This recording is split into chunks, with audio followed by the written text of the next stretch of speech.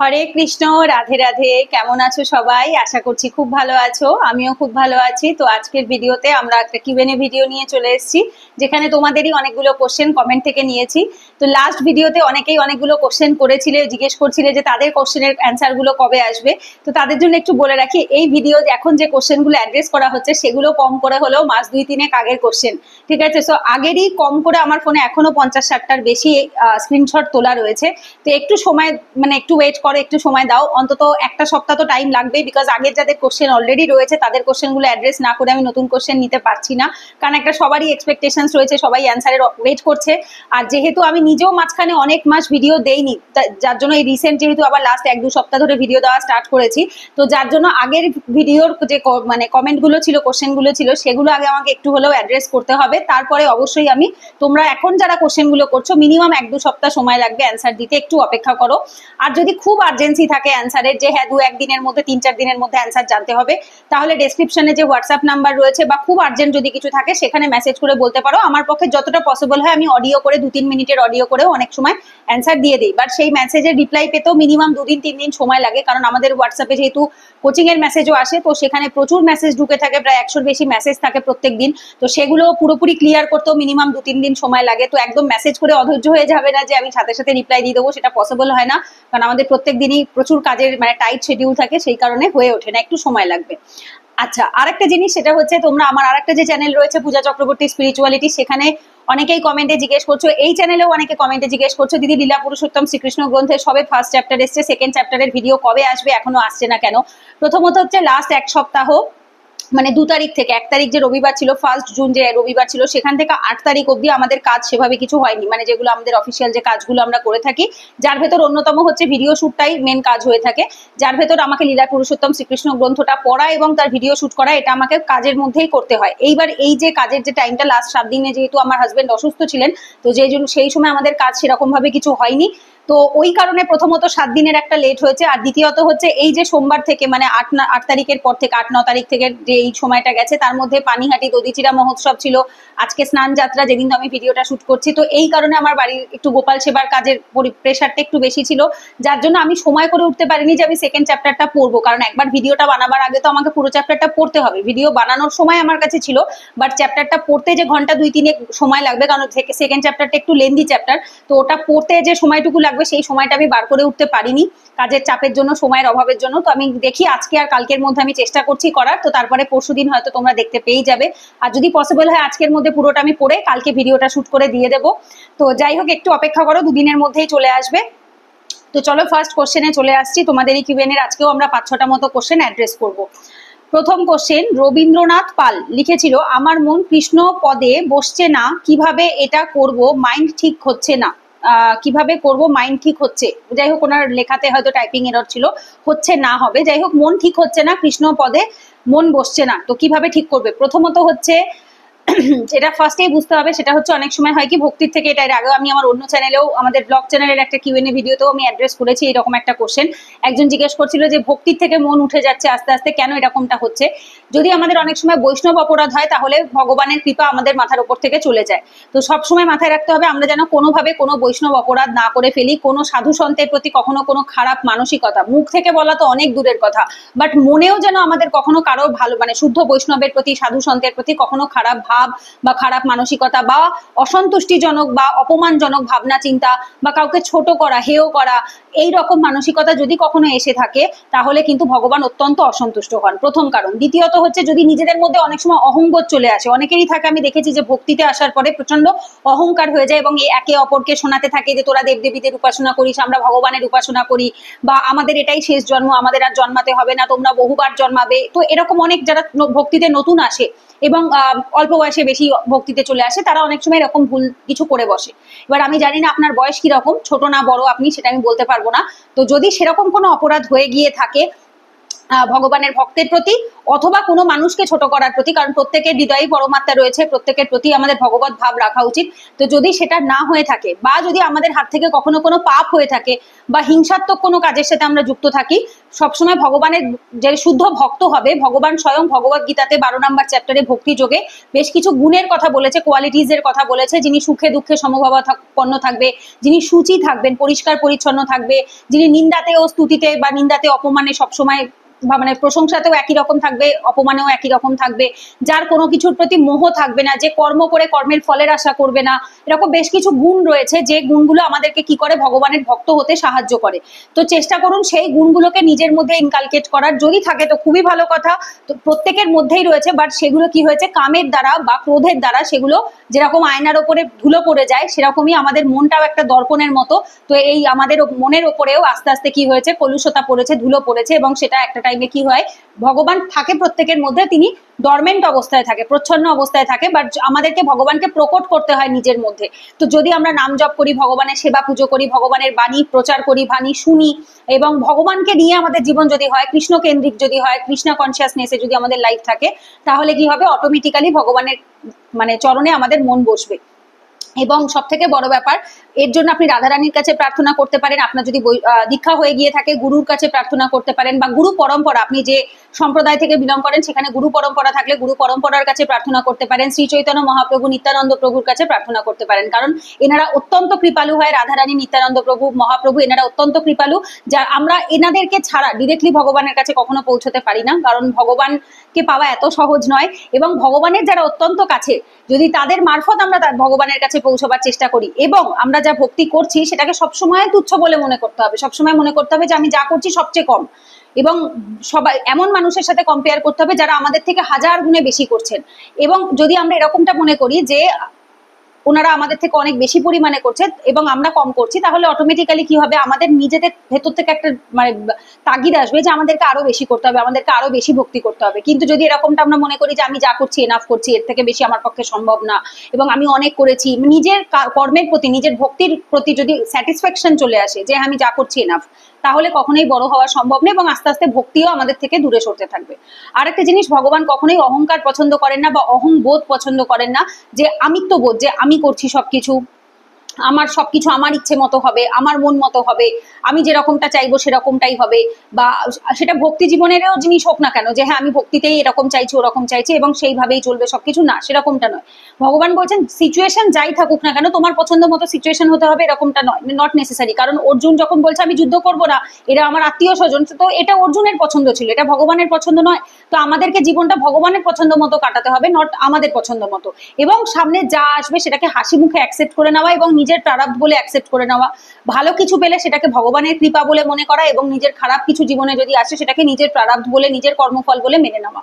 তো এই জিনিসগুলো যদি আপনি করেন, তাহলে 100% ভগবান আপনার উপর কৃপা করবেই, 100 বার করবেন, এবং তখন অটোমেটিক্যালি ভগবানের চরণে মন বসবে। কারণ ভগবানের চরণে মন তখনই বসে যদি আমাদের মনের ভেতরে যে কালিমাগুলো রয়েছে, ময়লাগুলো রয়েছে, সেগুলো যদি যায়, এবং আমরা বেশি বেশি পরিমাণে নাম জপ করি, বৈষ্ণবদেরকে সবসময় সম্মান করি, প্রণাম করি, তাদের থেকে কৃপা পাওয়ার চেষ্টা করি, তাদের সংস্পর্শে থাকি, এবং তারা যেগুলো শেখাচ্ছেন বলছেন সেগুলো আমরা নিজেদের জীবন উপলব্ধি করি এবং মেনে চলতে পারি, তাহলে অবশ্যই কৃষ্ণপদে আমাদের মন বসে।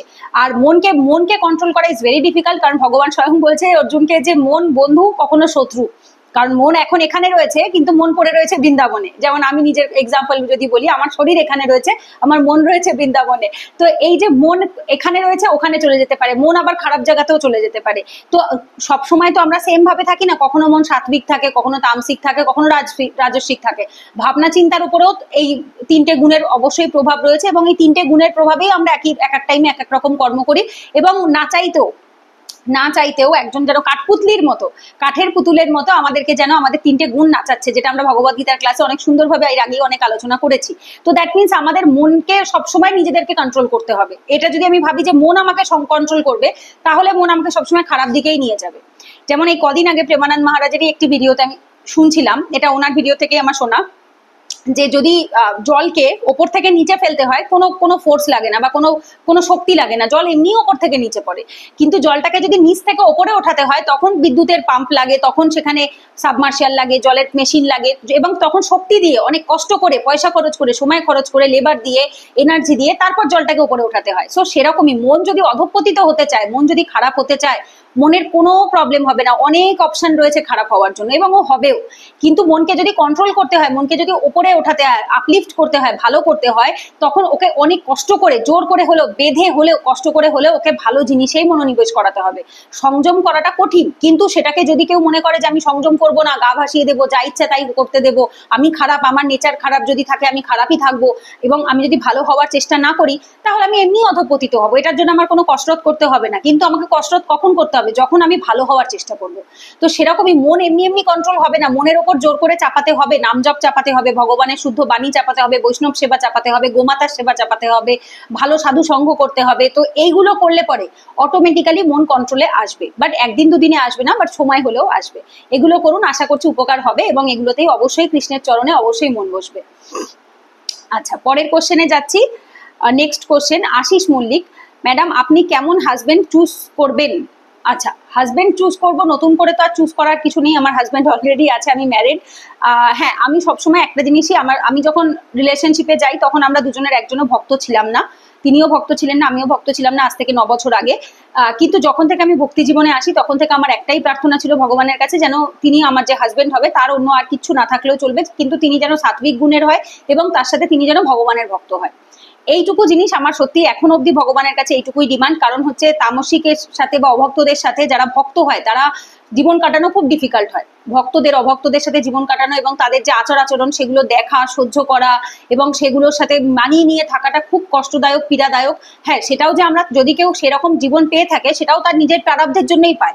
অনেক আমরা দেখেছি যে বহু ভক্ত পরিবারের মেয়েরা হয়তো মানে ভক্ত, বাট স্বামী ভক্ত নয়, বা কোনো হাজবেন্ড ভক্ত হলে ওয়াইফ ভক্ত নয়, এরকম দেখা যায়। মানে তামসিকের সাথে রাজসিকের বিয়ে হয়েছে বা রাজসিকের সাথে সাত্বিকের বিয়ে হয়েছে, এরকম বহু জায়গায় দেখা গেছে। এবং সেটাকে নিজের কর্মফল বলে, এবং নিজের ঋণ রয়েছে, নিজের দেবঋণ, পিতৃঋণ, তারপর স্বামী ঋণ, এরকম আমাদের তো অনেক ঋণ থাকে। তো সেই ঋণ অনুসারেই আমাদের কর্মের ফল অনুসারে আমাদের এই জন্মের হাজবেন্ড, ওয়াইফ, বাবা, মা, এইভাবে সম্পর্কগুলো ডিসাইড হয়ে থাকে। তো যখন আমি যেরকমই হাজবেন্ড পাই না কেন সেটাকে সহজে অ্যাকসেপ্ট করে নেওয়া, বিকজ সেটা ভগবানের ইচ্ছে, আমার আগের জন্মের কর্মফল, সেই অনুসারে আমি তাকে পেয়েছি। তো সে যদি এখন ভালো হয় সেটা ঈশ্বরের কৃপা, সে যদি এখন মন্দ হয় তাহলে সেটা আমার আগের জন্মের কর্মফল। দ্যাটস ওয়াই আমাকে এই জন্মে ভোগ করতে হচ্ছে। হয়তো আগের জন্মে আমি তার প্রতি সেই ব্যবহারগুলো করেছি বলে আজকে সে এই জন্মে সে আমার প্রতি এই ব্যবহারটা করছে। এই মানসিকতাটা বা এই মনোভাবটা যদি থাকে তাহলে আমরা অন্যের ভুলটাকে, অন্যের জিনিস খারাপটাকে আমরা অতটা দেখি না। খারাপ লাগলেও সেটাকে অনেকটা সহজে কন্ট্রোল করা যায়, যে হ্যাঁ আমার আরেকটা মানুষের এই জিনিসটা খারাপ লাগছে, 100% খারাপ লাগছে, আমি তাকে বলতেও পারি, বাট আমি ফোর্সফুলি তাকে জোর করে এটা চেঞ্জ করাবো না, বা জোর করে তাকে বলবো না যেটা তোমাকে করতেই হবে, এটা আমি পছন্দ করি, দ্যাটস ওয়াই তোমাকে এরকম হতে হবে, না। ফোর্সফুলের কোনো ব্যাপার নেই। আমরা সবসময় যে কোনো সময় যখনই হাজব্যান্ড ওয়াইফ চুজ করবো না কেন, যখনই স্পাউস চুজ করবো, একটা জিনিস মাথায় রাখতে হবে যে যেন লয়ালটি থাকে, সেই ব্যক্তি যেন তার চরিত্রে কখনো কালিমা না থাকে। বিকজ আমি নিজে পার্সোনালি চরিত্র খারাপ হওয়া জিনিসটাকে খুব অপছন্দ করি, সেটা ছেলেদের হোক বা মেয়েদের হোক। কোনো সিচুয়েশনে, কোনো পরিস্থিতিতেই যেন চরিত্রের সাথে কম্প্রোমাইজ না হয়, চরিত্র যেন সবসময় ভালো থাকে, একজন মানুষের প্রতি যেন লয়ালটি, ডেডিকেশন থাকে। যদি এরকমও হয় যে তার প্রতি আমার মন উঠে গেছে, তারপরেও মন উঠলেও ভগবানের চরণে মন যাবে, অন্য কোনো পুরুষ বা অন্য কোনো নারীর প্রতি যাবে না। এই জিনিসটা থাকাটা ইম্পর্টেন্ট। তাহলে অটোমেটিক্যালি বিশ্বাস থাকে, বিকজ যদি দুটোর মানুষ একে অপরের প্রতি লয়াল থাকে তাহলে অটোমেটিক বিশ্বাস থাকবে, এই জিনিসটা খুব দরকার। আরেকটা হচ্ছে চরিত্র ভালো থাকবে এবং ভগবানের সেবা করবে, ভগবানের নাম জপ করবে, ভগবানের বাণী শুনবে, অ্যাটলিস্ট আসরিক হবে না যে হ্যাঁ ভগবানের নাম শুনলেই ক্ষিপ্ত হয়ে যাচ্ছে বা ভগবানকে পছন্দ করছে না, এরকম যেন না হয়, ব্যাস তাহলেই হবে, আর কিছু না। আর যেটুকু জীবন ধারণের জন্য পয়সার দরকার সেটা কোনো হাজবেন্ডও দিতে পারে না, ওয়াইফও দিতে পারে না, সেটা একমাত্র মালিক হচ্ছে রাধা গোবিন্দ। তো তিনি যদি দেয়, রাধা গোবিন্দ যদি মনে করে সে সংসারে পয়সা এনে দেবে, সে অটোমেটিক এনে দেবে, সেটা হাজবেন্ডের মাধ্যমে হোক বা ওয়াইফের মাধ্যমে হোক। তো এটা একটা সমাজের ভীষণ একটা মানে কোট আনকোট ধারণা হয়ে গেছে যে পুরুষরা শুধুমাত্র রোজগার করার কি বলবো মেশিন, এবং তারাই রোজগার করবে, তারাই সংসার চালাবে, না, এরকমটা নয়। স্বয়ং সংসার চালায় ভগবান, সংসারটা গোবিন্দের সংসার। যে বাড়িতে গোপাল থাকে, আমাদের বাড়িতে যেহেতু গোপাল সেবা হয়, তো এই বাড়ির সংসার চালায় গোপাল স্বয়ং নিজে। তো তার সংসারে যেটুকু যা লাগে সে নিজে অ্যারেঞ্জ করে নেয়, না আমার হাজবেন্ডের জন্য, মানে হাজবেন্ডের কাছে পয়সার জন্য নির্ভর করতে হবে, না আমার কাছে নির্ভর করতে হবে। তো পয়সাটা দেবে কে? গোপাল দেবে, রাধা গোবিন্দ দেবে। তো তাদের পয়সা তারা ঠিক অ্যারেঞ্জ করে দেবে, তার সেবা সে ঠিক চালিয়ে নেবে। তাকে ভোগ দিতে পারি বলেই তো আমি খাবারটা পেতে পারি, তাকে যদি ভোগ দিতে না পারতাম আমি কোত্থেকে খেতাম, তাই না? তো তার সুতরাং তার ভোগের পয়সার যেটুকু দরকার সে ঠিক অ্যারেঞ্জ করে দেয়। তো ওই জিনিসটা আমরা মাথাতেই রাখি না, এবং রাখে হরি মারে কে। হরি যদি মনে করে মুখে অন্ন দেবে তো হরি দেবে, যদি মনে করে হরি দেবে না তো দেবে না, এইটা নিয়ে ভাবি না। শুধু একটা জিনিসই ক্রাইটেরিয়া, দ্যাট ইজ হচ্ছে আমার এখন বর্তমানে যদি আমাকে কেউ বলে, এক হচ্ছে ধামবাস, ধামে যেন বাস পাই, এই জড়জাগতিক সংসারে যেন ধামবাস পাই, মায়াপুর বাস হোক, বৃন্দাবন বাস হোক, কোনো একটা ধামবাস পাই, এটা একটা কামনা। মানে আর ভগবানের চরণে যেন সেবাটা পাই, এবং স্বামী সন্তান সংসার নিয়ে, যেহেতু আমরা গৃহস্থ মানুষ, তো আমরা চাই যে গৃহস্থের মধ্যেও যেন সেই গৃহস্থটা কৃষ্ণা কনসিয়াস হয়, যেন গোবিন্দের চরণে সেই গৃহস্থটা হয়, সেই বাড়িটা যেন গোবিন্দর বাড়ি হয়, সেই বাড়িটা যেন সেই রান্নাঘরটা যেন রাধারানীর রান্নাঘর হয়, এবং সেখানে যেন আমরা দাসদাসী রূপে সেই কর্মটুকু শুধু করতে পারি, ভগবানের বাড়িতে যেখানেই থাকি না কেন সেই সেবাটুকু পাই, এবং যে সেবাটা আমি করছি সেই সেবাটা যেন আমি, আমার হাজবেন্ড, সন্তান, বাকি সমস্ত মানুষ, সবাই, শুধুমাত্র যে আমার পরিবার তা নয়, বাকি সবাই, সকলেই যেন আমরা পাই। এইটুকুই একজন হাজবেন্ড বা ওয়াইফ চুজ করার সময় দেখা উচিত। তিনি যেন অভক্ত না হয়, নাস্তিক না হয়, যেন ওই কংসের মতো, রাবণের মতো এইরকম মানুষ, বা দুর্যোধনের মতো এরকম মানুষ না হয়। তারা যেন শুদ্ধ ভক্ত না হলেও, পুরোপুরি চেষ্টা না হলেও, বাট অ্যাটলিস্ট তারা ভগবানের নাম শোনে, ভগবানের নামের বাণী শুনতে পছন্দ করে, বা ভগবানকে নাম জপ করে, বা পুজো করে, বা সম্মান করে, বিশ্বাস করে, ভক্তি করে। এই মানে ক্রাইটেরিয়া গুলো যেন অতি অবশ্যই হাজবেন্ড বা ওয়াইফের মধ্যে থাকে। তো এইটা আমিও অবশ্যই চাই, এবং গোবিন্দর কৃপাতে সেটুকু আমরা পেয়েছি, এবং আশা করব যেন প্রত্যেকটা মানুষ সেরকম পায়, তাহলে জীবন অবশ্যই ধন্য হয়। তো আশা করছি আপনার উত্তর দিতে পেরেছি। পরের কোশ্চেনে যাচ্ছি আমি। ওনার নামটা নেই বোধহয়, নাকি আছে, এক্সপ্লোর উইথ দেবায়ন। আচ্ছা, এক্সপ্লোর উইথ দেবায়ন উনি লিখেছিলেন, আপনাকে নমস্কার, খুব ভালো লাগলো, প্রণাম জানাই।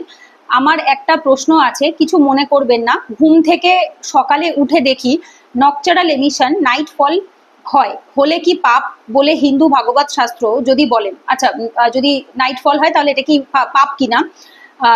ঘুম থেকে উঠে কাম ভাব জাগে, এটা কি ঠিক না ভুল? এর থেকে কিভাবে বাঁচবো? আচ্ছা, প্রথমত হচ্ছে এই টপিকটার ওপরে, যেটা আমি রিসেন্ট বোধহয় 1-2-3 মাস আগে, আমার খেয়াল নেই, আমি প্রেমানন্দ মহারাজেরই একটি ভিডিও দেখেছিলাম, সেখানে উনি যেটা অ্যান্সার বলেছিলেন আমি সেটাই আপনার সাথে শেয়ার করছি।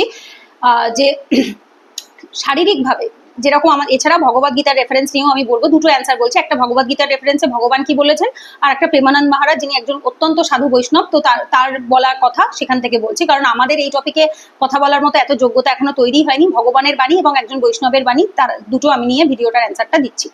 আচ্ছা, যেরকম আমি যদি ভগবত গীতার রেফারেন্স নিয়ে বলি, ভগবত গীতাতে স্বয়ং ভগবান বলছেন, এবং প্রভুপাদজির এক্সপ্লেনেশন, আমি যাদের কথা বলছি তারা একজন ভগবান এবং দুজন অত্যন্ত পরম বৈষ্ণব।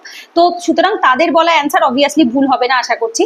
তো তাদের যে মানে এক্সপ্লেনেশন, সেই অনুসারে প্রভুপাদজি বলছেন যে আমাদের যেরকম বেগ থাকে, আমাদের যে 6টি বেগ রয়েছে, যেরকম আমাদের খিদে পাচ্ছে এটি একটি বেগ, আমাদের টয়লেট পাচ্ছে একটি বেগ, আমাদের পটি পাচ্ছে একটি বেগ, আমাদের জল তৃষ্ণা পাচ্ছে এটি একটি বেগ, সেরকম আমাদের উপস্থ বেগ হয়। উপস্থ বেগ হচ্ছে যেটাকে কাম বেগ বলা হয়ে থাকে, যেটার মাধ্যমে সন্তানাদির জন্ম হয়ে থাকে। এবং শরীরের ভেতর একটি বয়সের পর হরমোনাল যে চেঞ্জেস আসে, এটা খুব স্বাভাবিক। একটি মেয়ের একটি টাইমের পরে মাসিক ধর্ম স্টার্ট হয় 13-14 বছরের পর, একটি ছেলের 13-14 বছরের পর চুল দাড়ি ওঠে, গলার ভয়েস চেঞ্জ হয়, যেগুলো আমরা জেনারেলি সায়েন্স যখন পড়েছি স্কুলে তখনও আমরা এগুলো পড়েছি। তো এই জিনিসগুলোকে খুব স্বাভাবিক জিনিস, খুব ন্যাচারাল জিনিস, তো এটাকে ন্যাচারাল ভাবেই দেখা উচিত। এইবার বিষয় হয় কি, কেউ কেউ থাকে এই জিনিসগুলোর প্রতি অ্যাডিক্টেড হয়ে যায়, তখন তারা কি করে, খারাপ জিনিস দেখতে স্টার্ট করে, এবং সেই অনুসারে তারা নিজের থেকে এই বেগটাকে কন্ট্রোল করার জন্য, বা নিজের থেকে বেগটাকে স্যাটিসফাই করার জন্য, নিজের ইন্দ্রিয় তৃপ্তির জন্য তখন তারা এই জিনিসগুলোকে করে থাকে, তখন সেটা 100% খারাপ। কিন্তু প্রকৃতির নিয়মে, আপনি যেটা বলছেন, যে দুটো ঘটনার কথা আপনি বললেন, এই দুটো জিনিসই প্রকৃতির নিয়মে হয়, এটাতে আপনার কোনো হাত নেই, এবং এটা চাইলেও আপনি সেভাবে কন্ট্রোল করতে পারবেন না, এবং কন্ট্রোল করার দরকারও নেই, কারণ এটা তো আপনি নিজে থেকে যেচে পড়ে করছেন না, এটা প্রকৃতির নিয়মে হচ্ছে। হ্যাঁ, 100বার এটাকে আপনি কিভাবে কন্ট্রোল করতে পারেন, আমরা যত বেশি নাম জপ করবো, যত বেশি ভগবানের সেবায় নিযুক্ত হব, তত এই জিনিসগুলো আমাদের উপরে হাবি করতে পারবে না, আমাদেরকে কখনো চেপে বসতে পারবে না। এগুলো যেরকম প্রকৃতির নিয়মে, যেমন আমাদের টয়লেট পায়, পটি পায়, তখন কি আমরা এত ভাবি যে কেন পটি পাচ্ছে, পটিটা কি খারাপ জিনিস? কারণ পটি যখন আমরা করছি বা টয়লেট করছি, এটা তো অসুচি, 100বার অসুচি। ঠিক সেরকমই কাম ভাব যেটা আসছে বা যেটা আপনি বলছেন নাইট ফল, এই সমস্ত জিনিস এগুলো অসুচি, এগুলো খারাপ জিনিস 100%। এই অবস্থাতে তো আমরা ভগবানের সেবা কখনো করি না, ঠাকুর ঘরে কখনো ঢুকি না। তো ভগবান স্বয়ং ভগবদ গীতায় বলছেন যে আমি অসুচি পছন্দ করি না, আমি সূচি পছন্দ করি, তাহলে তিনি পরিষ্কার পছন্দ করেন। তো যদি এই জিনিসটা হয়, তারপরে আমি ভালো করে পরিষ্কার করে স্নান করে তারপর আমি ভগবানের কাছে যাব এবং আমি কি করব, নাম জপ করব বেশি করে। এবং আমি কি করতে পারি, আমি ম্যাক্সিমাম প্রার্থনা রাখতে পারি যে ভগবান আমি এই জিনিসটা পছন্দ করছি না বা আমি চাই না, তুমি কি করো আমার ভেতর থেকে এই কাম বাসনাটাকে কমিয়ে দাও। এটা আমরা করতে পারি, প্রার্থনা করতে পারি নাম জপের মাধ্যমে, এবং তার সাথে কি করতে পারি, নিজেদের রজগুণকে কন্ট্রোল করতে পারি, কারণ এই কামের উৎপত্তি হয় রজগুণ থেকে। তাহলে আমাদের মনে প্রশ্ন জাগবে যে সাধু সন্ন্যাসীদের কাম ভাব অনেক সময় মানে এই যে যারা শুদ্ধ বৈষ্ণব রয়েছে তাদের কেন কাম ভাব থাকে না? কারণ তারা রজগুণের নয়, তারা শতগুণের, এবং কেউ কেউ গুণাতীত হয়েছেন। যারা মানে কন্ডিশন সোল, আমাদের মতো যারা কন্ডিশন সোল, আমরা এত সহজে মুক্ত নই, আমরা বদ্ধজীব, তো আমরা এত সহজে সেগুলো করে উঠতে পারি না। কিন্তু যারা শুদ্ধ সাধু বৈষ্ণব তারা অলরেডি এগুলোর থেকে অনেক ওপরে উঠেছেন, তো সুতরাং তারা সমস্ত গুণেরই ওপরে। কিন্তু যারা আমরা পারছি না, আমরা অ্যাটলিস্ট সাত্বিক তো হওয়ার চেষ্টা করতেই পারি না, আমরা রাজসিক থেকে সাত্বিক হব। তো যখন আমাদের মধ্যে রজগুণ কমবে, আর এটা তো আমার বলা কথা না, এটা তো স্বয়ং ভগবান বলছেন ভগবদ গীতাতে, যে রজগুণ থেকে কামের উৎপত্তি হয়। এই কাম যদি স্যাটিসফাই না হয় তখন সেই কাম ক্রোধে পরিণত হয়, আর ক্রোধ থেকেই মানুষ পাপ কর্ম করে, আর পাপ কর্মই মানুষকে না চাইতেও একটার পর একটা পাপে যেন লিপ্ত করে রাখে, এবং মানুষ বাধ্য হয়ে মানে না চাইতেও মনে হচ্ছে যেন সে কি পুতুলের মতো আমাকে দিয়ে খারাপ কাজটা করাচ্ছে, তখন মানুষ এই জিনিসটা অ্যাডিক্টেড হয়ে করতে থাকে। কিন্তু এই আপনি যে কারণ দুটো বললেন, এই দুটো কোনোভাবে এতে আপনার হাত নেই, এটা প্রকৃতির নিয়মে হচ্ছে, এবং সেটা আপনার সাথে নয়, প্রত্যেকটা পুরুষের সাথে, ম্যাক্সিমাম পুরুষের সাথে হচ্ছে, যারা এখনো নিজেদের ইন্দ্রিয়কে সম্পূর্ণভাবে সংযম করে উঠতে পারেনি। এবার অবশ্যই এর জন্য নিশ্চয়ই কিছু, আমি যেরকম একজন যোগা টিচার, সো আমাদের যোগা প্রাণায়াম মেডিটেশন ক্লাসে আমাদের এগুলো করাতে হয়, এই জিনিসগুলো আছে, যার ভেতর দুটো প্রাণায়াম আমি আপনাকে বলতে পারি। সমস্ত রকম প্রাণায়ামই অবশ্যই হেল্প করে, ব্যায়াম প্রাণায়াম যত আমরা করবো তত আমরা ইন্দ্রিয়ের ওপর সংযম করতে পারি, কারণ আমাদের যে অষ্টাঙ্গ যোগ রয়েছে, অষ্টাঙ্গ যোগের মধ্যেই এই ব্যায়াম প্রাণায়ামের সাথে সাথে যে প্রত্যাহার, ইন্দ্রিয়ের থেকে নিজেকে সমস্ত কিছু থেকে দূরে সরিয়ে নিয়ে যাওয়া, একটি অন্যতম অষ্টাঙ্গ যোগ। তো যার ভেতরে খুব ইম্পর্টেন্ট যেটা, সেটা হচ্ছে আমরা বাহ্য প্রাণায়াম করতে পারি, অশ্বিনী মুদ্রা করতে পারি, যেটা আমার যারা যোগা ক্লাস অলরেডি আমার কাছে করেন তারা তো জানবেন। যারা জানেন না তারা ডেমো ক্লাস ইউটিউবে ফ্রিতে প্রচুর ডেমো ক্লাস দেওয়া আছে, এই চ্যানেলে প্লে লিস্ট আছে যোগা প্রাণায়াম মেডিটেশন বলে, সেই প্লে লিস্ট থেকে একবার চেক করে নেবেন। ওখানে প্রাণায়ামের প্রথমে আমরা করি ভস্ত্রিকা, তারপরে করি মূর্ছা প্রাণায়াম, তারপরে করি কপালভাতির পরে করি বাহ্য প্রাণায়াম করি। বাহ্য প্রাণায়ামে আমাদেরকে ত্রিবন্ধ করতে হয়, 3টে বন্ধ করতে হয়, মানে হচ্ছে একটা মূলাধার চক্র হচ্ছে যেখান থেকে আমরা পটি করি, পায়ুনালী, সেই পায়ুনালীতে থাকে মূলাধার চক্রে একটা বন্ধ হয়, লক হয়, নিঃশ্বাস নিয়ে মূলাধার চক্রকে ভেতর দিকে সংকোচন করতে হয়, আর একটা নাভিতে লক হয়ে থাকে, আর একটা থুতনি গলার সাথে লাগিয়ে গলাতে একটা বন্ধ হয়ে থাকে। তো 3টে বন্ধ হয়, একটা মূলাধার চক্রে, একটা নাভিতে, আর একটা গলাতে। তো এই যে 3টে বন্ধ হয়ে গেল, এইবার কি হচ্ছে, নিঃশ্বাস লক থাকছে পদ্মাসনে বসে, এবং আমরা কি করছি, মূলাধার চক্রকে, পায়ুনালীকে ভেতর দিকে সংকোচন করে রাখছি, ধরে কিছুক্ষণ হোল্ড করছি, 5 সেকেন্ড, 7 সেকেন্ড, 10 সেকেন্ড, 12 সেকেন্ড, যে যতক্ষণ হোল্ড করে রাখতে পারে তার সংযম শক্তিও তত বেশি বাড়ে, এবং আস্তে আস্তে নিঃশ্বাস ছেড়ে রিলিজ করে দিই। এটা হচ্ছে বাহ্য প্রাণায়াম। এটা অল্প বয়সীরা করতে পারে, বাট যারা বয়স হয়ে গেছে এবং হার্টের সমস্যা, হাই প্রেশার থাকে, তারা করে না, তারা অশ্বিনী মুদ্রা করে। কি খুব সিম্পল, নিঃশ্বাস নিয়ে মূলাধার চক্র বা পায়ুনালীকে সংকোচন, নিঃশ্বাস ছেড়ে প্রসারণ। এই জিনিসটা যত বেশি আমরা প্র্যাকটিস করব সকাল বিকেল দুবেলা করে, তত আমাদের যে কাম ভাবটা রয়েছে বা আমাদের যে আপনি বললেন নক্টোরাল এমিশনস, এইটার পরিমাণটা তুলনামূলকভাবে আস্তে আস্তে কমতে থাকবে। ঠিক আছে, এইটা আমরা করতে পারি, এবং ব্যাক কাউন্টিং করতে পারি। যখনই এরকম ভাব আসছে ভেতরে, যখনই এই ভাবটা আসছে, তখনই আমরা 100, 99, 98, 97, 96 এইভাবে করে ব্যাক কাউন্টিং করতে পারি। পাজেল বাড়িতে যদি পাজেল গেম থাকে, পাজেল গেম খেলে সলভ করতে পারি, মানে মনটাকে ডাইভার্ট করতে হবে, অন্যমনস্ক হতে হবে, এমন কিছু করতে হবে যেটা ওই রিলেটেড নয়। ভগবানের নাম জপ করতে পারি, সাথে সাথে বিছানা থেকে উঠে যেতে পারি, উঠে একটু রাস্তায় গিয়ে হেঁটে আসতে পারি, দৌড়ে আসতে পারি, এমন কিছু করা যেটা আমাকে কি করছে, রজগুণকে সরিয়ে দিয়ে আমার ভেতর সাত্বিক গুণকে আবার নিয়ে আসছে। প্রাণায়াম করলে, হাঁটলে বা ভগবানের নাম জপ করলে, যেগুলো ব্রহ্ম মুহূর্তে করতে বলা হয়, এই জিনিসগুলো যদি আমরা করি, তাহলে কি হবে, ভোরবেলা যে আমাদের ভেতর কাম ভাবটা আসছে সেটা অনেকটা কন্ট্রোলে থাকবে। ঠিক আছে, তো এই জিনিসগুলো আপনি করুন। ইভেন প্রেমানন্দ মহারাজের ভিডিওর কথাও যেটা আমি বলছিলাম, সেখানেও ওনাকে সেম ভাবে একজন একটা কোশ্চেন করেছিল যে এটা যখন স্বাভাবিকভাবে হয় তখন এটাতে কি আমাদের পাপ লাগছে? না, এটাতে আমাদের কোনো রকম পাপ লাগে না, কারণ এটা তো আপনি স্বাভাবিকভাবে হচ্ছে। যদি আপনার কোনো হাত থাকে, আপনি যদি জিনিসটাকে ইচ্ছাকৃতভাবে এক্সাইটেড করেন, 100 বার সেখানে কিছুটা অংশ হলেও পাপ লাগে। কিন্তু যদি এটা প্রকৃতির নিয়মে স্বাভাবিকভাবে উপস্থ বেগের মাধ্যমে আসে, তাহলে 100 বার তাতে আপনার কোনো হাত নেই এবং এটাতে আপনার কোনো পাপও নেই। শুধু যেগুলো আমি বললাম সেই জিনিসগুলো আপনি অ্যাজ আ প্র্যাকটিস হিসাবে করতে পারেন, যাতে আস্তে আস্তে এই ভাবটা নিজের ভেতরে কমে এবং রজগুণটা নিজের লাইফ থেকে সরানো। অতিরিক্ত স্পাইসি, তেল মশলা, ঝাল, আমিষ খাবার, এই ধরনের খাবারগুলো যত আমরা অ্যাভয়েড করবো তত আমাদের ভেতরে কাম বাসনা কমবে।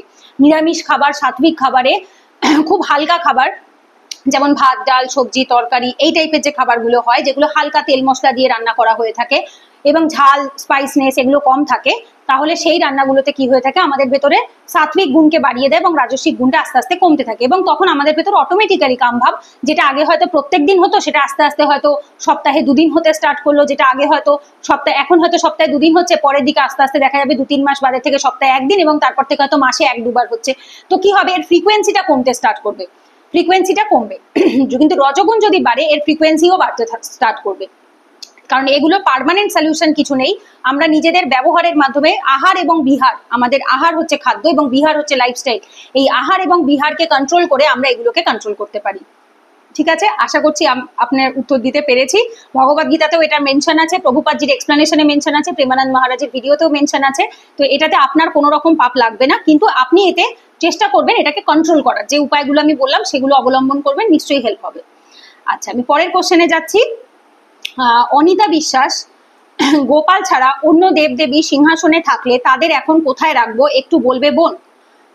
কোথায় রাখবো বলতে মানে কেন, গোপাল যদি রাখি অন্য দেবদেবী থাকলে অসুবিধা কি আছে? মানে যদি তারা থাকে আমাকে তাদেরকে যে সিংহাসন থেকে নামিয়ে ফেলে দিতে হবে, নো, নট নেসেসারি, একদমই নয়, এই ধারণাটাই ভুল।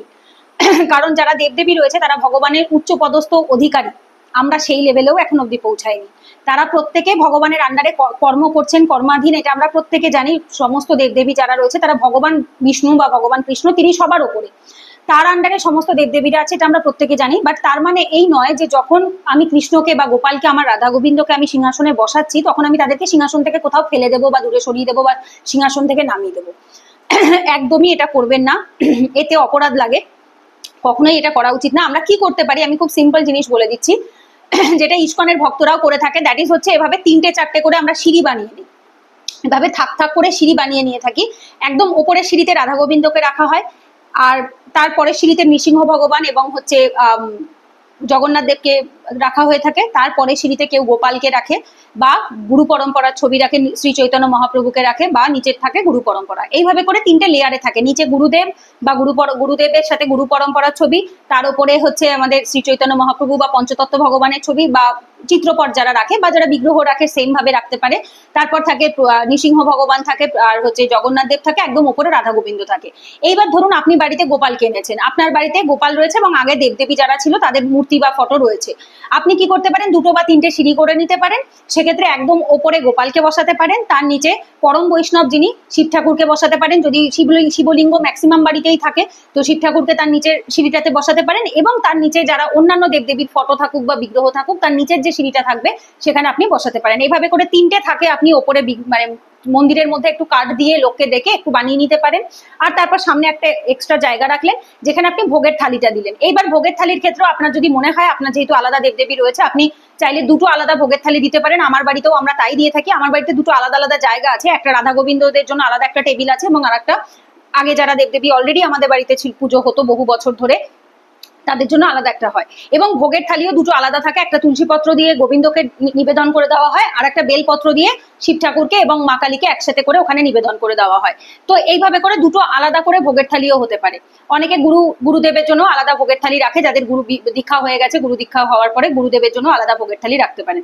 তো এরকম নয় যে এখন আমি দীক্ষিত বা এখন আমার ঘরে গোপাল এসছে বলে আমি আগে যারা আমার আগের যে দেবদেবীদের উপাসনা হতো তাদেরকে আমাকে ঘর থেকে সরিয়ে ফেলতে হবে বা সিংহাসন থেকে নামিয়ে দিতে হবে, না। আমি লেভেলে রাখতে পারি, যে লেভেলে আমি জানি যে সবার উপরে গোবিন্দ রয়েছে, তো সেই হিসেবে আমি গোবিন্দকে সবার উপরেই রাখলাম, এবং তার আন্ডারে তার উচ্চপদস্থ কর্মচারী যদি আমি মনেও করি যে তারা ভগবানের নির্দেশ অনুসারেই কর্ম করছে সমস্ত দেবদেবীরা এবং ভগবানই সমস্ত কিছুর কন্ট্রোলার, এটা যদি আমি মানি তাহলে তাদেরকে তো আমার নিচে রাখতে অসুবিধা নেই, ভগবানের যে নিচের যে সিঁড়িগুলো রয়েছে সেখানে রাখতে অসুবিধা নেই। এবার যদি আপনার পক্ষে সেটা পসিবল না হয় তাহলে আপনি গোপালকে মাঝখানে বসাতে পারেন এবং বাকিদেরকে সাইডে বা সামনে যেখানে জায়গা আছে আপনি সেখানে রাখলেন। আপনার ভেতরের ভাবটা শুদ্ধ কিনা এটা বেশি ম্যাটার করে। আপনি ভেতর থেকে কতটা ভগবানকে বিশ্বাস করেন এবং ভগবান যে সবার উপরে সেটা মানেন, সেটাই ম্যাটার করে। এই বিগ্রহ তো জাস্ট বাইরের বহিঃপ্রকাশ, যেটুকু আমরা সেবা করতে পারি যাতে ভগবানকে সেই ভাব থেকে আমরা সেবা করে থাকি, সেই জন্য আমরা বিগ্রহ রাখি। বাট পুরোটাই আমাদের অন্তরের বা ভেতরের। এবং কখনোই আমরা কোনো দেবদেবীর প্রতিও অপরাধ করবো না, কখনো কোনো বৈষ্ণব অপরাধও করবো না, কারণ এই অপরাধগুলো আমাদের ভক্তি বাড়ানোর বদলে উল্টে কমিয়ে দিতে পারে এবং আমাদের মধ্যে অহংকার বাড়িয়ে দিতে পারে। তো কখনোই আমাদের এটা করা উচিত না যে আমরা কোনো দেবদেবীর প্রতি কোনো খারাপ রকম কথা বলছি, বা বৈষ্ণবের প্রতি, অন্য বৈষ্ণবের প্রতি বা অন্য সম্প্রদায়ের বৈষ্ণবদের প্রতি খারাপ কথা বলছি, কখনো নয়। আমি তো সবসময় চেষ্টা করি একটা পোকামাকড়ের মধ্যেও ভগবত ভাব দেখার। একটা মশা মাছি, মানে যদি কখনো খুব ছোটখাটো কীট পতঙ্গ জীব জন্তুও যদি কিছু হাতের পায়ের তলায় কখনো মারা যায়, আমরা সবসময় ভগবানের কাছে ক্ষমা চেয়ে নাম জপ করে নিই এবং বলি যে ভগবান, আমি ইচ্ছাকৃত করিনি, কিন্তু মনে মনে এটাও জানি যে ওটা ওর প্রারব্ধ ছিল, এই মুহূর্তে ওর মৃত্যু ছিল তাই ও মরে গেছে। আর এই মৃত্যুটা কখনো কষ্টের নয়, মৃত্যু কোনোদিনই কষ্টের হতে পারে না। ও জাস্ট দেহত্যাগ করেছে, ওর আত্মার মৃত্যু হয়নি, ও আবার একটা দেহ ধারণ করবে, অন্য একটা দেহে চলে যাবে এবং ওর চান্স থাকবে ও যাতে আস্তে আস্তে মনুষ্য জন্মের কাছাকাছি পৌঁছবে। তারপরেও আমরা চেষ্টা করি সমস্ত পোকামাকড়ের প্রতি বা ছোট ছোট কীট পতঙ্গের প্রতিও সেম মানসিকতা রাখার।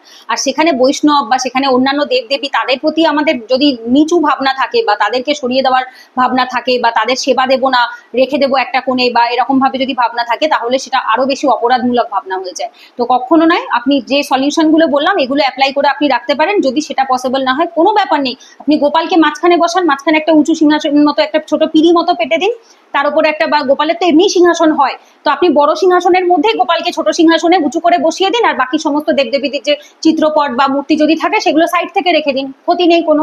আপনি ভোগের থালা, আপনার দরকার পড়লে আপনি 2-3টে ভোগের থালা আলাদা আলাদা করে দিয়ে দিন, গোপালের আলাদা তুলসী ভোগ দিয়ে দিন এবং বাকিদের অন্য ভোগ দিয়ে দিন। স্নানের জল, যদি আপনার মনে হয় আপনি স্নান করাচ্ছেন, তো সেক্ষেত্রে আপনি স্নানের আলাদা আলাদা পাত্র রাখতে পারেন, আলাদা রুমাল বা যেগুলো দিয়ে ভগবানের গা মোছানো হয়, তো সেরকম দিয়ে গামছা হোক বা রুমাল হোক, সেগুলো আলাদা রাখতে পারেন, যে গোপালেরটা আমি গোপালের জন্যই ব্যবহার করবো, অন্য দেবদেবীদেরটা অন্য দেবদেবীদের জন্য ব্যবহার করবো। ব্যাস এইভাবে ভাগ করে নিলে তো কোনো ক্ষতি নেই তাতে, ঠিক আছে? তো এই জিনিসটা আমি জানি না আপনাকে অন্য কেউ বলেছে কিনা, বাট এই জিনিসটা কখনোই করবেন না। আপনি যেরকম বললাম এভাবে করলে আপনার কোনো অপরাধ লাগবে না অন্তত। কিন্তু আপনি যদি মনে অন্য ভাবনা আসে বা কাউকে ছোট করার ভাবনা আসে বা তাদেরকে রাখবো কোথায় এই ভাবনা আসে, এটা সত্যি খুবই মানে দুঃখজনক ভাবনা। আমি এই ভাবনাটাকে কখনোই সমর্থন করি না, আর আমি করবোও না, বা আমি কখনো বলবোও না যে তাদেরকে আপনি কোথাও ফেলে দিয়ে আসুন বা সরিয়ে দিন, কখনো নয়। এরপরে আসবো হচ্ছে অল মুভিজ ফ্রি, নাম নেই, যাই হোক কিছু একটা লেখা আছে এবং গোবিন্দের বোধহয় ছবি রয়েছে। যতক্ষণ শুনি তত ভালো হওয়ার চেষ্টা করি, তারপরেই যেই কার সেই, এটা কেন হয়? আচ্ছা, তো এটা অ্যাকচুয়ালি আপনার একার সাথে না, এটা অনেকের সাথেই হয়ে থাকে, যে আমরা যখন ভগবত কথা শুনি, ভগবানের বাণী শুনি বা কিছু পড়ি, তখন আমাদের ভেতর থেকে একটা চাহিদা আসে যে না, আমরা ভগবানের ভালো মানে শুদ্ধ ভক্ত হব, আমরা বৃন্দাবন ধামে যাব বা ভগবানের সেবা করব, নাম জপ করব, কিন্তু যেই মুহূর্তে আবার নিজের মানে সাধারণ জীবনযাপনে চলে আসি, আবার সব ভুলে যাই, যেই কাজ সেই। And that is very true. এটা আপনার সাথে না, আমি খুব ক্লোজ মানুষদের সাথেও এই জিনিসটা ঘটতে দেখেছি। ইভেন আমার সাথেও হয়েছে, এমনটাই নয় যে আমার সাথে কোনোদিনও হয়নি, 100% হয়েছে, বহুবার হয়েছে। এরকমটা কখনো হয় না, বা আমরা এখনো সেই লেভেলের ভক্ত হয়ে উঠতে পারিনি যে আমরা ধামবাস করি, আমরা শুদ্ধ বৈষ্ণব এবং আমরা সব সময় সাত্বিক গুণে থাকি, সব সময় ভগবানের ভাবনায় নিমজ্জিত থাকি, এরকমটা হয় না। কারণ আমরা প্রথমত কলিযুগের বদ্ধজীব, তার উপর আবার হচ্ছে সংসার জীবন করি, গৃহস্থ জীবন করি, এবং ধাম থেকে অনেক দূরে থাকি, মায়াপুর ধাম থেকে, বৃন্দাবন ধাম থেকে অনেক দূরে থাকি। সেই জন্যই ভগবানকে বাড়িতে রেখেছি। এই যে বাড়িতে মানে ধরুন বাড়িতে যে অনেকে বলে না বিগ্রহ সেবা খুব কঠিন, কেন করব? বিগ্রহ সেবা এই জন্যই প্রয়োজন। বাড়িতে যদি গোপাল থাকে, বাড়িতে যদি রাধা গোবিন্দ থাকে, তাহলে আমাদের বাড়ির প্রতি মন বসে, বাড়িটাও ধাম বলে মনে হয়। এবং তখন যে এই যে ধরো সবসময় মনে হয় না যে বাড়ি ছেড়ে চলে যায়, বাড়ি ছেড়ে চলে যায়, আমার এটা প্রথম থেকে খুব হতো। আমি যখন কৃষ্ণ ভক্তিতে আসি, প্রথম 4-5 মাস আমার এত হয়েছে, আমার মনেই হতো আমি এখানে থাকবো না, আমি বৃন্দাবন চলে যাবো, আমি এখানে থাকবোই না। এবং তার পরপরই সেপ্টেম্বর মাসে 2023 সেপ্টেম্বরে আমার গোপাল আসা, জুন মাসে সে সময় রথের সময় জগন্নাথ দেব আসা, তারপর গোপাল রাধা গোবিন্দ প্রতিষ্ঠা হওয়া 2023 সেপ্টেম্বরে, 6ই সেপ্টেম্বর ছিল যেদিনকে জন্মাষ্টমী ছিল, সেদিন থেকে। এবং তারপর থেকে আস্তে আস্তে দেখেছি সংসারের প্রতি বা বাড়ির প্রতি মন বসেছে, কারণ এটা এখন গোবিন্দর বাড়ি হয়ে গেছে, গোবিন্দর জন্য রান্না করছি, গোবিন্দর জন্য বাজার করে নিয়ে আসছি। এই যে ভাবটা এখন ভালো লাগছে যে আমি এখন ভগবানের সেবা করছি। এই জন্যেই ভগবানের সেবাটা করা প্রয়োজন। কারণ হচ্ছে কি, যদি আমরা সবসময় ভগবানের সান্নিধ্যে থাকি, কারণ সবসময় যদি আমার বাড়িতে ভগবানের চিত্রপট বা বিগ্রহ না থাকে, আমি কখনো কখনো বৈষ্ণবদের শুনছি, তখন আমার মনে ভক্তি জাগছে, আবার যেই বন্ধ হয়ে যাচ্ছে আমার সব চলে যাচ্ছে। কিন্তু যদি আমি 4 বেলা আমাকে নিয়ম মেনে ভগবানের কাছে ঠাকুর ঘরে যেতে হয়, ভগবানের জন্য রান্না করতে হয়, বাজার করতে হয়, স্নান করাতে হয়, তার জামা কাপড় কাচতে হয়, তার জন্য সুন্দর সুন্দর জিনিস কিনে নিয়ে আসতে হয়, খেলনা কিনে নিয়ে আসতে হয়, এই ভাবটা যখন আমার ভেতর থাকবে, তখন তো আমি সময়ই পাবো না অন্য কিছু ভাবার। আমি কর্ম করলেও আমার কাজটাও গোবিন্দ কেন্দ্রিক হবে তখন। এবং এই জিনিসটা যখন হয়, তখন আমাদের আস্তে আস্তে কি হয়, ভগবানের প্রতি মন বসে এবং আমাদের ওই যেই কাজ সেইটা হয় না, প্রথমত। দ্বিতীয়ত হচ্ছে কি, খুব সিম্পল একটা এক্সাম্পল দেবো, আপনি বুঝতে পারবেন। একজনকে আমি কমেন্টে লিখেও ছিলাম, বোধহয়, আমি জানি না আপনিই ছিলেন কিনা, অন্য কেউ ছিল, আমার খেয়াল নেই। অনেক মাস আগে একজনকে কমেন্টে রিপ্লাই দিয়েছিলাম যে একবার বাসন মেজে সেই বাসনে যেরকম প্রত্যেক দিন খাওয়া যায় না। ধরুন আপনি আজকে একদিন বাসন মেজেছেন, মেজে আপনি খেলেন না, আমি ধরে নিলাম আপনি খেলেন না, আপনি তবু ওই যে বাসন রাখার যে র্যাকগুলো থাকে, ঝুড়ি থাকে, তার উপরে আপনি রেখে দিলেন, রেখে 5 দিন রেখে দিলেন বা 7 দিন রেখে দিলেন। 7 দিন বাদে ওই থালাটা না ধুয়ে বা না মেজে আপনি কি ওই থালাতে ভাত খেতে পারবেন? কখনো সম্ভব না। কারণ আপনার মনে যাবে, এই মা, এর উপর তো ধুলো পড়েছে, এর উপর তো উড়ে এসে একটা চুল পড়েছে, এর উপরে তো মশা মাছি ডিম পাড়তে পারে, এর উপরে তো কোনো একটা পোকামাকড় পটি করে দিতে পারে, তো কত নোংরা হতে পারে। আপনি না মেজে কিন্তু ওই থালাটাতে বা ওই বাটিটাতে, গ্লাসটাতে কখনো খাবেন না 5-7 দিন। আর যদি আপনি এভরিডে ওই থালাটাতে খান, এঠো আজকে খেলেন, খেয়ে এঠো থালাটা না মেজে কি আপনি পরের দিন খাবেন? কখনো না। সো যেরকম একবার একটা বাসন মেজে রেখে দিলে পরপর রোজ খাওয়া যায় না সেই বাসনে, প্রত্যেক দিন বাসনটাকে মাজতে হয়। একবার স্নান করে নিলে যেরকম প্রত্যেক দিন শুদ্ধ থাকা যায় না, প্রত্যেক দিন স্নান করতে হয়, ঠিক সেরকমই আমরা একবার ভক্তি প্র্যাকটিস করেছি বা একবার ভগবত গীতা শুনেছি, একবার ভগবানের বাণী শুনেছি, একবার নাম জপ করেছি বা একবার সেবা করার সুযোগ পেয়েছি, সেটা দিয়ে যে সারা জীবন চলবে না, সেটা নয়। তো আমরা এতটাই কলুষিত এবং এতটাই আমাদের এই কলিযুগে আমাদের আশেপাশে এত আসরিক প্রবৃত্তি রয়েছে এবং আমরা নিজেরাও এতটা আসরিক হয়ে থাকি এক এক সময়, যে আমরা থেকে থেকে আমাদের যে আসল সত্তাটা, আমরা ভগবানকে ভুলে যাই। আমাদের নিজেদের ভেতরে যে পরমাত্মা রয়েছে এবং ভগবত ভাব রয়েছে, সেটা আমরা ভুলে যাই। এবং আমাদের তখন টেন্ডেন্সি আবার সেই আশেপাশে যাদেরকে তামসিক দেখছি, সেই তামসিক জীবনযাপন, তামসিক লাইফস্টাইল, সেই রকমই লোকজনের কথাবার্তা, এবং সেম ব্যাক টু আবার সেই একই লাইফে চলে আসছি। সো দ্যাট মিনস আমাকে প্র্যাকটিসটা এভরিডে করতে হবে। আর what is the most easiest way? That is the নাম জপ। নাম জপে আপনাকে সেবাও করতে হচ্ছে না, আপনাকে বিগ্রহর জন্য কিছু কিনতেও হচ্ছে না, জামা কাপড়ও বানাতে হচ্ছে না, জামা কাপড় কাচতে হচ্ছে না, রান্না করতে হচ্ছে না, কিচ্ছু করতে হচ্ছে না আপনাকে ভগবানের জন্য। শুধুমাত্র হাতে একটা মালা ধরতে হচ্ছে, জপ করতে হচ্ছে। আচ্ছা, মালাতেও কঠিন লাগছে, কাউন্টারে করুন। কাউন্টারও যদি অ্যাভেলেবেল না থাকে, ফোনে টাইমার সেট করে করুন। এক মালা হরে কৃষ্ণ মহামন্ত্র করতে 8 মিনিট সময় লাগে। আপনি 8 মিনিট প্রথমে পঞ্চতত্ত্ব মন্ত্র বলুন, দেন 8 মিনিট হরে কৃষ্ণ জপ করুন, করে আবার 8 মিনিটের মাথায় একবার পঞ্চতত্ত্ব মন্ত্র বলুন, দেন আবার আপনি হরে কৃষ্ণ মহামন্ত্র জপ করুন। আপনার এটাতেও বেশি সময় বলে মনে হচ্ছে, আপনি জাস্ট হাঁটতে চলতে রাধা রাধা রাধা রাধা রাধা গোবিন্দ জপ করতে থাকুন, বা শুধু রাধা রাধা জপ করতে থাকুন, গোবিন্দ গোবিন্দ জপ করতে থাকুন, এটাও বেশি কঠিন বলে মনে হচ্ছে। শ্রবণ করুন, ইউটিউবে ভিডিও চালিয়ে কানে হেডফোন লাগিয়ে দিয়ে রাধা রাধা জপ করুন, হরে কৃষ্ণ চালান, বা যে কোনো সমস্ত রকম কিছু 2 ঘন্টার হরে কৃষ্ণ মহামন্ত্র 16 মালা জপও ইউটিউবে পাওয়া যায়।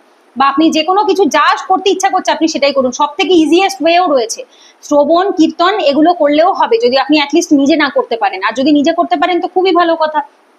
এরপরে কঠিন কঠিন তো সেবা আসছে বা অন্য কিছু আসছে, সেগুলো তো অনেক পরের জিনিস। ভগবত গীতা পড়া, ভগবানের সেবা করা, নাম জপ করা, বৈষ্ণব সেবা করা, গোমাতা সেবা করা, এগুলো তো অনেক কিছু, এত দূর অব্দি আমি যাচ্ছি না। সব থেকে বেসিক যেটা বা স্টার্টিং যেটা, দ্যাট ইজ শ্রবণ। শ্রবণ, কানে শোনা, তারপর কীর্তন। কেউ কীর্তন করছে, সেখানে পার্টিসিপেট করলাম, আমি নিজেও সেখানে মুখে গাইলাম, নাচ করলাম, আনন্দ করলাম, সেভাবে করলাম। যেটা আমি কদিন আগে লাইভে করেও ছিলাম, পানিহাটি দধিচিরা মহোৎসবে গেছিলাম, সেখানে খুব সুন্দর কীর্তন হচ্ছিল, সেটা আমরা লাইভ করেছি। যারা এখনো দেখেননি, লাইভ সেকশন থেকে একবার চেক করে নিতে পারেন। তো এইভাবে করে এই জিনিসগুলো দিয়ে আমরা স্টার্ট করতে পারি। তো এটাতে কি হবে, আস্তে আস্তে আমার যে মনের ভেতর যে কালিমাটা বা ময়লাটা আস্তে আস্তে, বা ধুলোটা, যে বাসনে যে ধুলোটা পড়ছে, সেই ধুলোটা পড়তে পারবে না। প্রত্যেকদিন আমি স্নান করছি, প্রত্যেকদিন আমি বাসনটাকে ধুচ্ছি। তো একটু একটু করে যদি এভরিডে আমি 10 মিনিট, বেশি না, আমি 10-15 মিনিট দিয়ে স্টার্ট করতে পারি। আমি ফোনের একটা 15 মিনিটের আমি হরে কৃষ্ণ মহামন্ত্র, একটা 16 মিনিটের একটা ভিডিও আছে, মায়াপুর ইস্কনের এই একটা বোধহয় চ্যানেল থেকে আমি দেখেছিলাম, খুব সম্ভবত 15 বা 16 মিনিটের একটা খুব সুন্দর হরে কৃষ্ণ মহামন্ত্র সুর দিয়ে বা দুমালা মতো করা রয়েছে। আপনি সেটা ফোনে চালিয়ে সকালবেলা বিকেলবেলা দুবেলা করে 16 32 মিনিট শুনে নিন। এটা দিয়ে স্টার্ট করুন। এইভাবে শুনতে শুনতে কি হবে, তাহলে মনটা আস্তে আস্তে পবিত্র হতে শুরু করবে। একদিনে তো হয় না। লাইক যে বাসনে একবার, লোহার বাসনগুলোতে একবার যদি জং পড়ে যায়, সেই জং কি একদিনে পরিষ্কার করে ফেলা পসিবল না? বা তামার বাসনে যদি একবার রং মানে কালো হয়ে যায়, তামার বাসন বা পিতলের বাসন, সেটাকে কি একদিন তেঁতুল দিয়ে মেজে একদম পরিষ্কার করে ফেলতে পারবো? পারবো না। 3 দিন 4 দিন 5 দিন রোজ মাজতে মাজতে মাজতে মাজতে একবার ওর সেই পুরনো আগের যে কালার ছিল সেই কালারটা ফেরত আসবে। ঠিক সেরকমই আমাদের মনও তাই। একদিনেই যে আমি একদম ভক্তিতে মানে পিএইচডি করে ফেলবো, একদিনেই আমি সব শিখে যাবো, না। রোজ অল্প অল্প ছোট ছোট স্টেপ, বিন্দু বিন্দু দিয়েই সিন্ধু হবে। ছোট ছোট স্টেপস নেব এবং তাহলে দেখতে পাবো যে আমি যদি এই জিনিসগুলো এভরিডে করি, প্র্যাকটিস করি, তখন আমার মনের ভেতরে সেই আগের সেই যেইকে সেই ভাবটা আসবে না। কেন? তার কারণ হচ্ছে এবার তো আমি নিজে প্র্যাকটিস করছি, সবার থেকে শুনছি, ঠিক আছে, শুনবো না কেন, 100 বার শুনবো, কিন্তু শুনে যদি আমি নিজে সেটা বাড়িতে এক্সিকিউট না করি, প্র্যাকটিস না করি, তাহলে কোনো লাভ নেই। এই যে আমরা ব্যাচে স্টুডেন্টদের পড়াই, যখন একটা কথাই বলি যে বাড়িতে গিয়ে যদি কেউ বাড়িতে যেটা টিচার পড়াচ্ছে সেটা যদি সে বাড়িতে গিয়ে না পড়ে, তারপর যদি সে পরীক্ষায় পাস না করে, সেটা তো টিচারের দায় নেই, কারণ সে বাড়িতে পড়েনি। আমি আপনাকে ভগবত কথা শোনাচ্ছি বা অন্য একজন ভগবত কথা শোনাচ্ছে বা আপনি শুনছেন, কিন্তু তারপর আপনাকে তো বাড়িতে নিজেকেও কিছু করতে হবে। এবার সেই বাড়ির হোমওয়ার্কটুকু যে ডেডিকেটেডলি করবে না, বা অ্যাটলিস্ট প্রত্যেকদিন 10-15 মিনিট অন্তত যে বার করবে না ভগবানের কথা শোনার জন্য বা নিজের প্র্যাকটিসের জন্য, তো স্বাভাবিকভাবে তার ভেতর সেই যেইকে সেই ভাব আসবে। এটা একটা কারণ। আর একটা লাস্ট, যেটা থার্ড কারণ, যেটা আমার মনে হয়, দ্যাট ইজ হচ্ছে পরিবেশ। পরিবেশ ম্যাটার্স আ লট। যখন আমরা মায়াপুর ইস্কনে থাকি বা বৃন্দাবন ধামে থাকি বা পুরী ধামে থাকি, যখন আমরা ভগবানের খুব মানে অ্যাক্টিভ ধামে থাকি, আমাদের এই সব ভগবান সব জায়গায় আছে, কিন্তু ভগবান অ্যাক্টিভ থাকে কোথায়? আমাদের হৃদয়েও তো ভগবান আছে, বাট তিনি তো প্রচ্ছন্ন অবস্থায় আছেন, প্রকট অবস্থায় নেই। সেম ভাবে একজন শুদ্ধ বৈষ্ণবের কাছে যখন যাই, তখন তাকে দেখলেই মনে হয় যেন তিনি ভগবান। এই ভাবটা কেন আসে? যেমন আমরা যখন মায়াপুরে আগের বার যখন গেলাম, জয় পতাকা স্বামী মহারাজের সাথে আমাদের দর্শন হয়েছেন, এবং ওনাকে দেখার পর আমাদের চোখ থেকে সমানে অঝোর ধারায় জল পড়ে যাচ্ছে, এবং সে যে কি অপূর্ব দর্শন, সে কল্পনার বাইরে। তিনি একজন শুদ্ধ ভক্ত, তিনি স্বয়ং শ্রী চৈতন্য মহাপ্রভুর একজন পার্ষদ। তো ওনাকে দেখার পরে এই যে ভাবটা আসা, তার কারণ কি? তার হৃদয়ে ভগবান স্বয়ং প্রকট রয়েছেন। আমাদের হৃদয়ে তিনি প্রচ্ছন্ন আছেন, আমাদের হৃদয়ে তিনি প্রকট এখনো হননি। আমরা যেটুকু করি দ্যাট ইজ নট এনাফ, আমরা কিচ্ছু করতে পারি না। তো এইটা আমাদের হৃদয়ে তিনি প্রচ্ছন্ন আছেন, সেই জন্য আমাদেরকে দেখে কারো সেই ভাবটা আসে না যে চোখ থেকে জল পড়ে যাবে বা যাকে দেখেই ভগবত ভাব আসবে, সেই ভাবটা হয়তো তাই আসে না। কিন্তু একজন শুদ্ধ বৈষ্ণবকে দেখলে কেন আসে? কেন প্রেমানন্দ মহারাজকে দেখলে আসে, বা প্রভুপাদজির বিগ্রহ দেখলেও বা কেন আসবে, বা গুরু মহারাজকে কেন দেখলে আসবে, বা আমাদের যারা ইস্কনে যারা শুদ্ধ ভক্ত রয়েছে, আমরা যখন তাদেরকে দেখছি, তাদেরকে দেখেই আমাদের দণ্ডবত প্রণাম করতে ইচ্ছা করে। কেন ইচ্ছে করবে? তার কারণ হচ্ছে তাদের ভেতরে ভগবান স্বয়ং প্রকট রয়েছে। তো আমরা যদি সেই সমস্ত মানুষের সন্নিকটে থাকি, কাছাকাছি থাকি, ক্লোজ থাকি, আশেপাশে থাকি, ধামে থাকি, তখন কি হবে? ভগবান আস্তে আস্তে আমাদের ভেতরেও প্রকট হতে শুরু করবেন। কারণ ভগবান ভক্তের হৃদয়ে প্রকট হন, অভক্তের হৃদয়ে কখনোই প্রকট হন না। তিনি থাকেন, কিন্তু তিনি সুপ্ত অবস্থায় থাকেন, ডরমেন্ট অবস্থায় থাকেন। তিনি সামনে তখনই আসবেন, অ্যাক্টিভ তখনই হবেন, যখন ভক্ত নিজেকে সারেন্ডার করবে তার চরণে। যখন ভক্ত বলবে যে ভগবান আমি তোমার, তুমি আমাকে কন্ট্রোল করো, আমি নিজে কিচ্ছুটি করবো না, তুমি আমাকে কন্ট্রোল করো, তুমি সমস্ত কিছু আমাকে চালাও, তুমি যা দেবে আমি তাতে সন্তুষ্ট, তুমি যা দেবে আমি তাতে খুশি, তুমি আমার জন্য যা রেখেছো সবচেয়ে ভালো।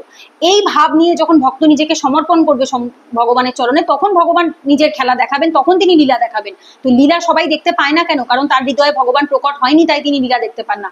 তো যারা লীলা দেখেন, তো কথাতেই বলে যে লীলা অ্যাকচুয়ালি সবাই দেখতে পায় না, লীলা অ্যাকচুয়ালি ভক্তের চোখ দিয়েই শুধুমাত্র লীলা দেখা সম্ভব। তো ভগবান তখন ম্যাজিক দেখাবেন, তখন লীলা দেখাবেন, মিরাকেল দেখাবেন।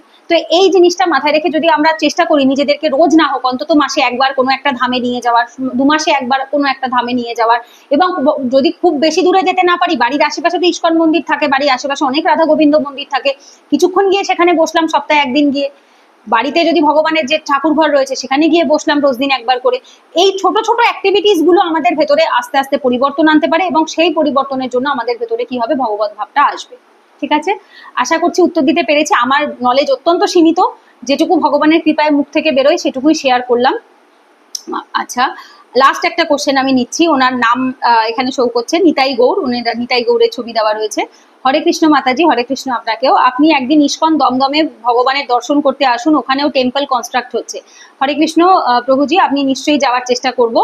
আর হচ্ছে ইস্কন অনেক জায়গাতেই গেছি, যেমন ইস্কন আমরা কদিন আগে ISKCON Panihati, ISKCON Mayapur, ISKCON Kolkata, Ashoknagar, ISKCON এক চক্রধাম, ভগবানের কৃপাতে 5-6টি বেশি ইস্কন মন্দির আমাদের যাওয়া হয়েছে, দর্শন হয়েছে অনেকবারই, যার ভেতর মায়াপুর ইস্কনেই সবচেয়ে বেশি যাওয়া হয়, কারণ ওখানে গোবিন্দ আমাকে বড় বেশি টানে। তো যেহেতু তিনি সর্বাকর্ষক, সমস্ত কিছুকে আকর্ষণ করে, তো যার জন্য ভগবানের টানেই যাওয়া হয়।